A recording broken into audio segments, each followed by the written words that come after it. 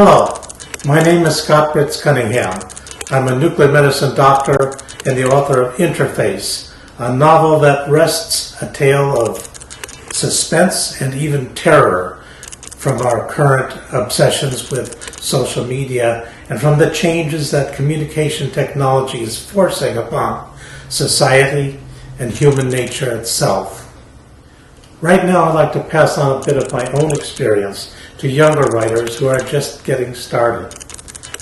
Forgive me if I come across as a bit of a wise old fart.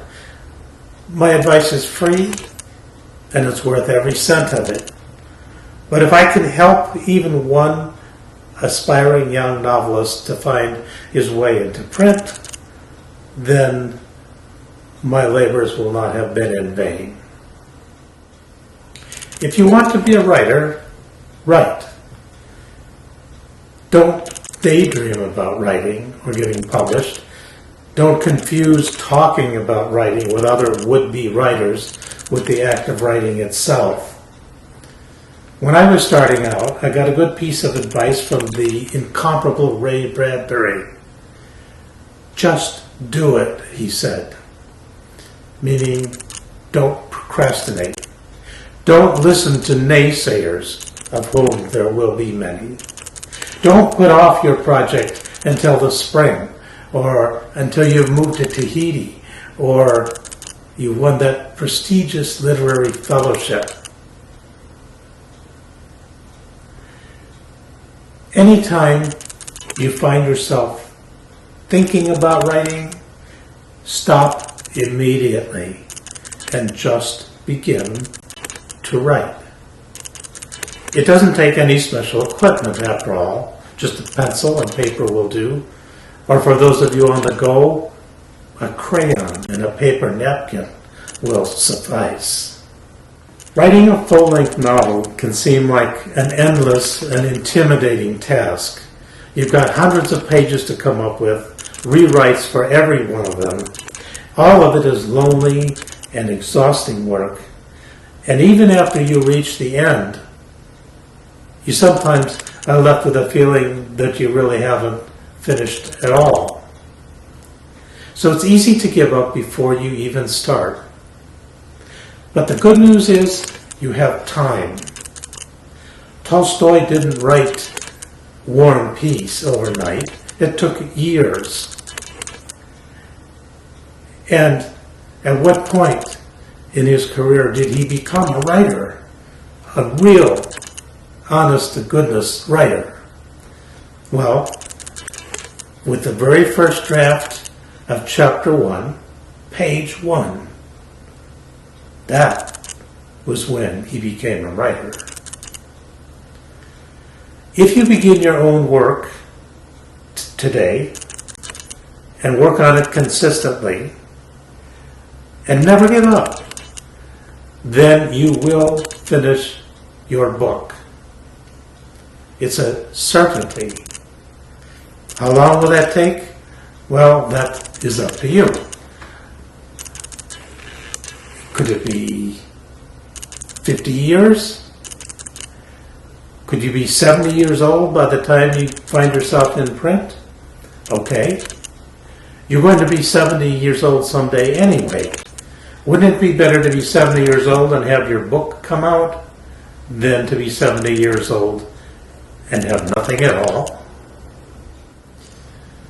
There's an old Latin phrase, nulla dies sine linea, which means never let a day go by without writing at least one line. One line. If you write one line a day, you are a writer. If you think about writing one line a day, you're a dreamer. And really, one line is all that it takes. A book is made up of lines. You can complete an entire book by writing one line a day. The author, Vladimir Nabokov, used to write on 3x5 cards, 2 to 3 lines on each card. And by the end of his career, he had written 20 major novels and short story collections, along with books of memoirs and even a book on butterfly collecting. Can you write one 3x5 card every day? And here's a secret for you. Writing that first line is hard, but stopping after you've written it is even harder. Momentum will invariably pull you along. Pages will pour out once you've opened those rusty floodgates. That's the way the brain works. But it all starts with that one line. Finding time to write is always a challenge. The solution is different for everyone. It depends on your employment, your relationships, your sleep requirements. Some people are able to get up very early in the morning and write for several hours before the day even begins. I envy them. I am not like that. I'm more of a night owl, and I like to put the day's cares and frustrations behind me before I set to my desk. But whatever you do, you're going to have to give something up.